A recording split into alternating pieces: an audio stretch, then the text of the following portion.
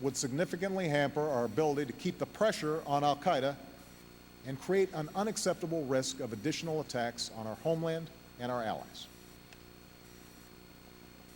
Second, there are those who acknowledge that we can't leave Afghanistan in its current state, but suggest that we go forward with the troops that we already have. But this would simply maintain a status quo in which we muddle through and permit a slow deterioration of conditions there. It would ultimately prove more costly and prolong our stay in Afghanistan because we would never be able to generate the conditions needed to train Afghan security forces and give them the space to take over. Finally, there are those who oppose identifying a time frame for our transition to Afghan responsibility.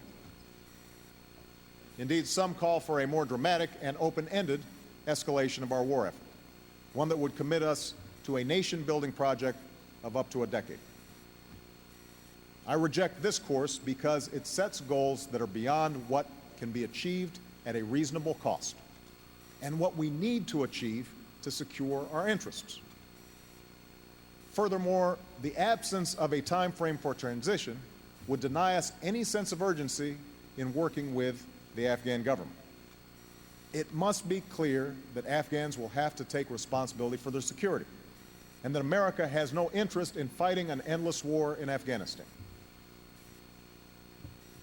As President, I refuse to set goals that go beyond our responsibility, our means, or our interests. And I must weigh all of the challenges that our nation faces. I don't have the luxury of committing to just one. Indeed, I'm mindful of the words of President Eisenhower, who, in discussing our national security, said, "Each proposal must be weighed in the light of a broader consideration, the need to maintain balance in and among national programs." Over the past several years, we have lost that balance. We failed to appreciate the connection between our national security and our economy. In the wake of an economic crisis, too many of our neighbors and friends are out of work and struggle to pay the bills. Too many Americans are worried about the future facing our children. Meanwhile, competition within the global economy has grown more fierce, so we can't simply afford to ignore the price of these wars. All told, by the time I took office, the cost of the wars in Iraq and Afghanistan approached $1 trillion. Going forward, I am committed to addressing these costs openly and honestly. Our new approach in Afghanistan is likely to cost us roughly $30 billion for the military this year. And I'll work closely with Congress to address these costs as we work to bring down our deficit. But as we end the war in Iraq and transition to Afghan responsibility, we must rebuild our strength here at home. Our prosperity provides a foundation for our power. It pays for our military, it underwrites our diplomacy, it taps the potential of our people and allows investment in new industry, and it will allow us to compete in this century as successfully as we did in the last. That's why our troop commitment in Afghanistan cannot be open-ended, because the nation that I'm most interested in building is our own. Now, let me be clear. None of this will be easy. The struggle against violent extremism will not be finished quickly, and it extends well beyond Afghanistan and Pakistan. It will be an enduring test of our free society and our leadership in the world. And unlike the great power conflicts and clear lines of division that defined the 20th century, our effort will involve disorderly regions, failed states, diffuse enemies. So as a result, America will have to show our strength in the way that we end wars and prevent conflict, not just how we wage wars. We'll have to be nimble and precise in our use of military power. Where al-Qaeda and its allies attempt to establish a foothold, whether in Somalia or Yemen or elsewhere, they must be confronted by growing pressure and strong partnerships. And we can't count on military might alone. We have to invest in our homeland security, because we can't capture or kill every violent extremist abroad. We have to improve and better coordinate our intelligence so that we stay one step ahead of shadowy networks. We will have to take away the tools of mass destruction. And that's why I've made it a central pillar of my foreign policy to secure loose nuclear materials from terrorists, to stop the spread of nuclear weapons, and to pursue the goal of a world without them. Because every nation must understand that true security will never come from an endless race for ever more destructive weapons. True security will come for those who reject them. We'll have to use diplomacy, because no one nation can meet the challenges of an interconnected world acting alone.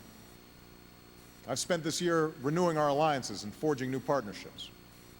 And we have forged a new beginning between America and the Muslim world, one that recognizes our mutual interest in breaking a cycle of conflict, and that promises a future in which those who kill innocents are isolated by those who stand up for peace and prosperity and human dignity.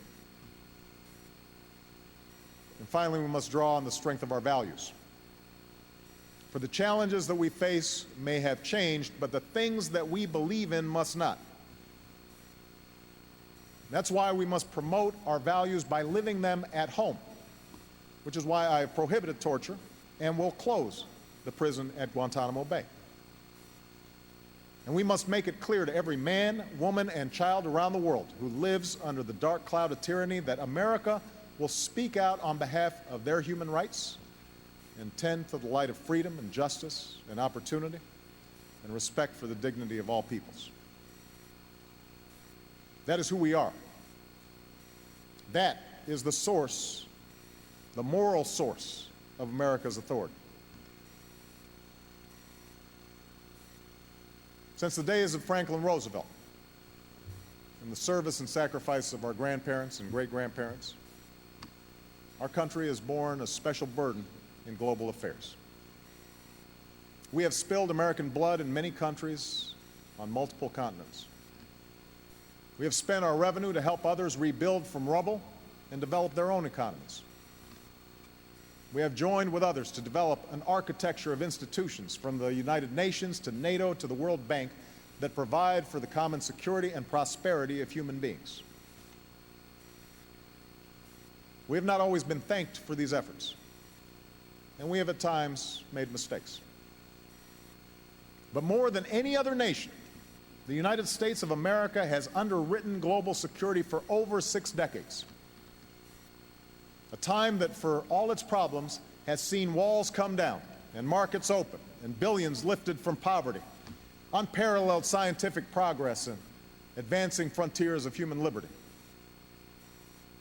For unlike the great powers of old, we have not sought world domination. Our union was founded in resistance to oppression. We do not seek to occupy other nations. We will not claim another nation's resources or target other peoples because their faith or ethnicity is different from ours. What we have fought for, what we continue to fight for, is a better future for our children and grandchildren, and we believe that their lives will be better if other people's children and grandchildren can live in freedom and access opportunity.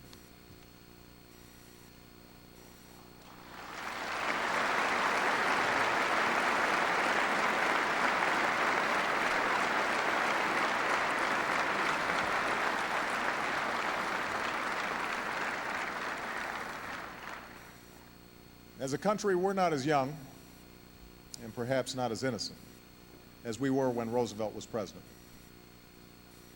Yet we are still heirs to a noble struggle for freedom. And now we must summon all of our might and moral suasion to meet the challenges of a new age. In the end, our security and leadership does not come solely from the strength of our arms. It derives from our people, from the workers and businesses who will rebuild our economy, from the entrepreneurs and researchers who will pioneer new industries, from the teachers that will educate our children, and the service of those who work in our communities at home, from the diplomats and Peace Corps volunteers who spread hope abroad,